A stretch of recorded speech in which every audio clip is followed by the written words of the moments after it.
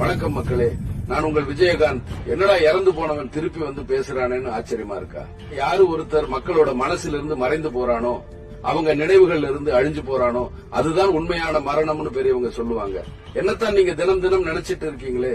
என்ன ஆயிரம் பேர் தினமும் வந்து பாத்துட்டு போறீங்களே, எனக்கு எங்க மரணம்? நீங்க நல்லா இருக்கணும், கடைசி வரைக்கும் போராடும்னு உறுதி அளிக்கிறேன். என்ன நல்லா வாழ வச்சது நீங்க, இப்ப நீங்களும் நல்லா இருக்கணும். அது அவருக்கு முன்னாடி எந்த படையும் ஈடு கொடுத்து நிக்க முடியாது.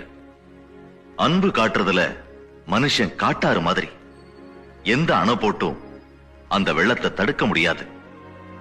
ஏழைங்களுக்கு ஒரு கஷ்டம்னா வர்ற முதல் கண்ணீர் அவரோட கண்ல இருந்துதான்.